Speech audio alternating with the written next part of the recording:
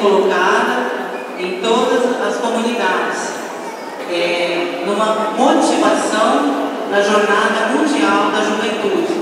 Então, depois daqui, né, nós iremos para as comunidades para ficar lá, até o mês de julho, tá bom? E neste momento também, gostaria de pedir que nas nossas orações colocassem todos os nossos jovens, filhos, amigos, sobrinhos, todos os jovens também da nossa paróquia e, em especial, todos os jovens aí do nosso Brasil, né? Para que realmente possam ser tocados e se sintam motivados com essa campanha que foi destinada para a gente estar tendo um olhar diferente aí para os nossos jovens.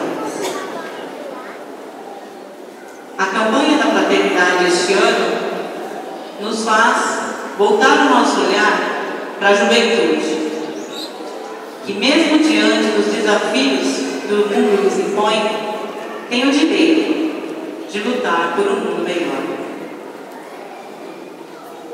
E para abençoar esse tema, vamos vivenciar a Jornada Mundial da Juventude no Rio de Janeiro. E muitos deles estarão lá para se encherem da graça de Deus e, motivados pelo Espírito Santo, edificar cada vez mais a nossa igreja. A igreja está viva. Deus confiou a ti, jovem, a missão de evangelizar e mudar a história. Qual a sua resposta?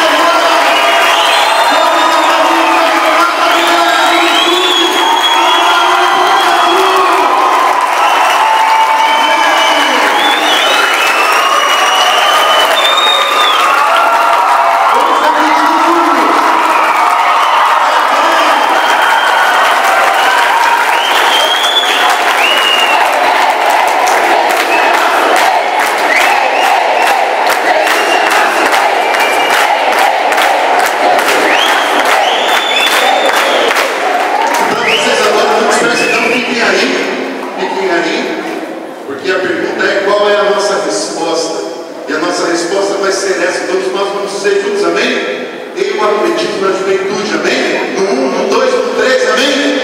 Eu acredito na juventude!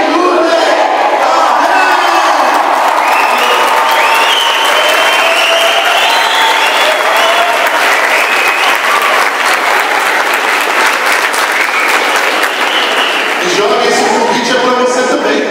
Não é só para eles que estão aqui, que são escolhidos, não. Isso é para você também que está aí no seu lugar e de repente está procurando algo diferente na sua vida.